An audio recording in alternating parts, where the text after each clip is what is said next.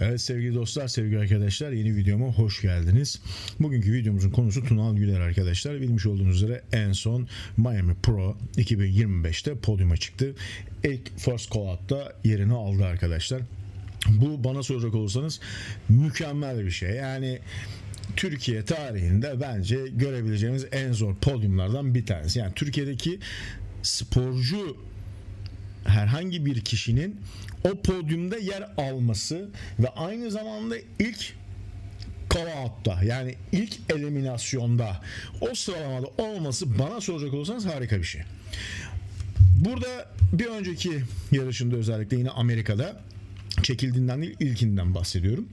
New York Pro'dan. New York Pro'da bilmiş olduğunuz üzere sevgili dostlar yine en sona atılmıştı ve 8. olmuştu. 8. olacağını söylemiştim. Sonuçta finallerde 8. oldu vesaire.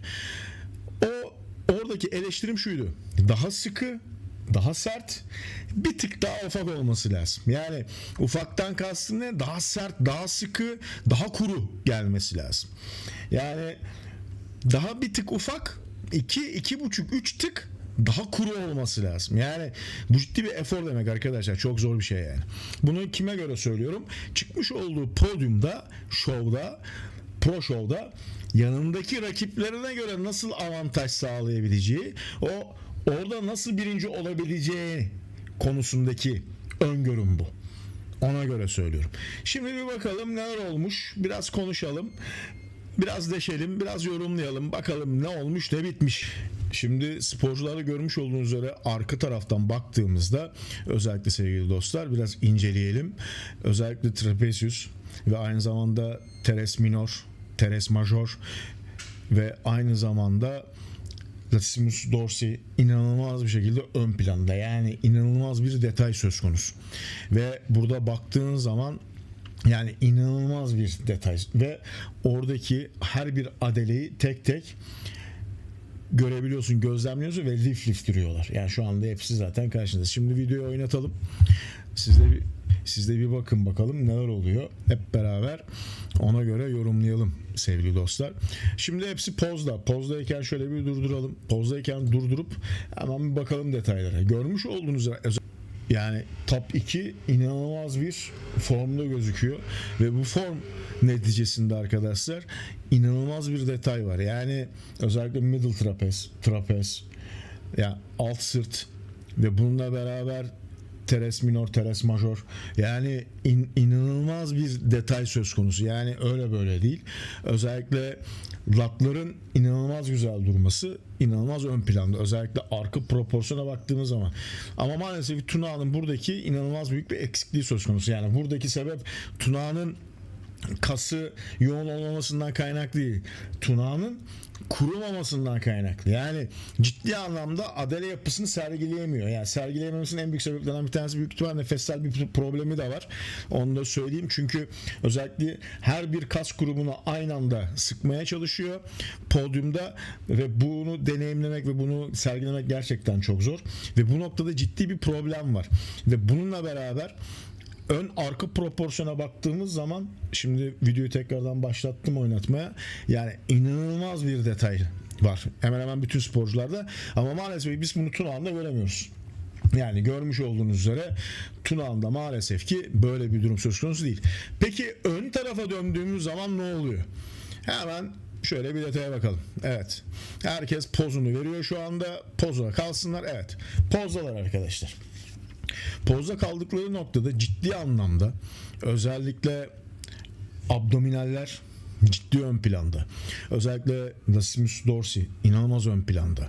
Bununla beraber serratus anterior inanılmaz ön planda. Yani müthiş bir berraklık var proporsiyonda.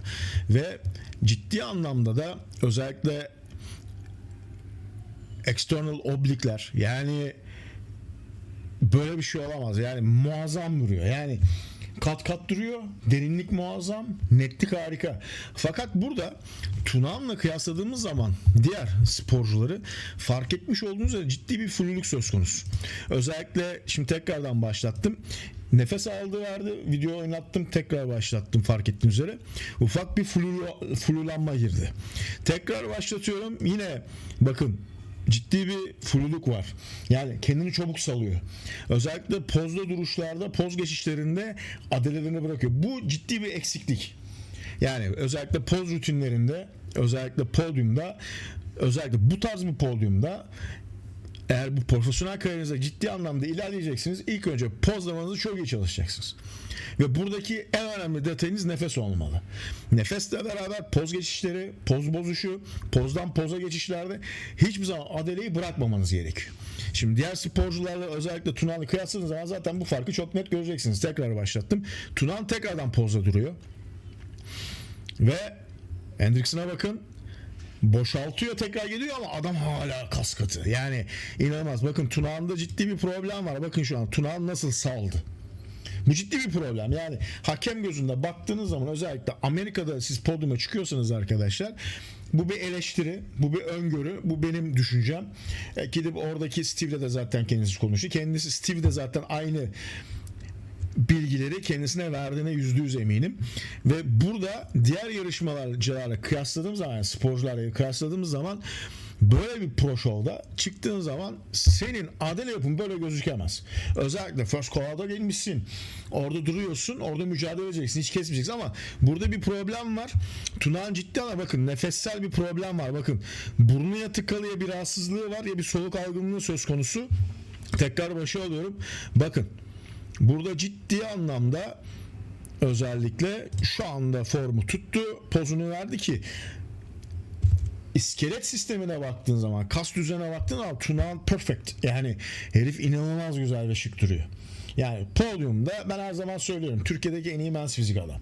Ve zaten böyle bir ekibin arasında ilk first call out'ta olması da zaten bunu ispat. Yıllardır aynısını söylüyorum. Ama buradaki bu minimal detaylar ve bu çok önemli detaylar bana soracak olursanız, buradaki o ya burun tıkanıklığı, ya genzinde bir problem var, ya bir soğuk algınlığı söz konusu. Ciddi nefes problemi yaşarken aynı zamanda kor bölgesini tutamıyor. Ve nefeste de problem var. Bakın iyi izleyin. Zaten göreceksiniz. Ama burada bile gerçekten şu anda saldı kendisini tekrardan. Nefes alıp vermesi ne kadar hızlı ve burnundan direkt olarak nefes almaya çalışıyor. Bir problem var orada belli. Burada da skor kartlarda kendisi gözükmüyor. Sıralamada da gözükmüyor. Yine dışta duruyor. Yine ama sıralaması 7-8 bandında sevgili dostlar. Daha da kuruması lazım. Bu kururken tabii ki sizin bağışıklık sisteminiz düşüyor arkadaşlar. Yani bu hiç kolay bir şey değil. Hem bağışıklık sisteminiz düşüyor, hem dışarıdan alacağınız bütün mikropları hemen çekiyorsunuz. Bir de coğrafyanızın dışında bir ülkedesiniz. Yani alışık olmadığınız bir düzen içerisindesiniz. Yani orada siz hiç alışık olmadığınız bir düzen altında yaşıyorsunuz. Hava şartları farklı. Oradaki virüsler ve insanların almış olduğu bakteriler de farklı. Yani kaldığın oda bile farklı. Oranın nüfus ettiğin hava farklı. Onun için birçok sıkıntı gelmiş olabilir başına. Ama burada tabii ki şöyle bir durum var. Tunağan profesyonel bir sporcu. Bunları öngörerek orada olmuş olması lazım veyahut da ekibinin içerisinde veyahut da onu yönlendiren kişilerin buna ön ayak olması lazım. Ben öyle düşünüyorum hiç olmaz. Çünkü yani ben şimdi özellikle birçok sporcuya bu tarzda danışmanlıklar verirken, özellikle yurt dışında veyahut da kendi ülkesinden farklı bir ülkeye transfer yaptığı zaman o ülkenin iklimine göre neler yaşayabileceğini, hangi vitamin gruplarını orada kullanması gerektiğini, nelerden uzak olması gerektiğini, hangi şartlarda neye göre hareket etmesi gerektiğini, uyku düzeni nasıl olması gerektiğine kadar planlanıyor. Ve bu süreç içerisinde de ona göre girip orada podyuma çıkıyorlar ki bunlardan bir tanesi Andrei. Yani Amerika'da da yaşıyor, Romanya'da da yaşıyor, Avrupa'da da konakladığı, kaldığı yerler var. Dubai'de de yaşıyor ama Amerika'da da podyuma çıkıyor adam. Ama formu gerçekten Andrei'nin inanılmaz güzel. Brandon zaten aşmış durumda ve Brandon şu anda Amerika'daki bütün podyumları ala ala gidiyor. Evet, tekrardan bakın, tekrardan arka pozlamadan dönelim son kez ve videoyu sonlandıracağım sevgili dostlar. Görmüş olduğunuz üzere pozlamalarda ve bulunmuş olduğu özellikle men's fizik kategorisinde first call out'ta ilk sıralamada olması muazzam bir şey. Üstüne basarak söylüyorum. Ama burada şimdi şu pozlamada baktığınız zaman ciddi anlamda ön proporsiyonunda zaten Brandon herkesi parçalayıp gidiyor. Yani Brandon'u tutma şansın yok. Yani kesinlikle yok. Herif inanılmaz iyi duruyor podyumda. Andrei çok iyi duruyor. O da tartışmasız. Ama yapısal olarak baktığın zaman burada en çok özellikle uyanlar biri Andrei, biri Brandon, biri Tunağan. Ya Tunağan'ı bana soracak olursanız eğer kurulukta bir problem olmasa ben top 3, top 2 Andrei'yi zorlayacağını düşünüyorum. Hatta Andrei'nin içinden geçeceğini düşünüyorum. Yani çünkü abi hem daha yakışıklı, daha sempatik ve aynı zamanda vücut proporsiyonu bana soracak olursan daha düzgün. Ama işte burada maalesef ki bu bir yarışma. Yani bu bir savaş alanı ve burada maalesef ki görmüş olduğunuz üzere oradaki o proporsiyona, o adaleyle beraber o kuruluğun göz önünde olması lazım.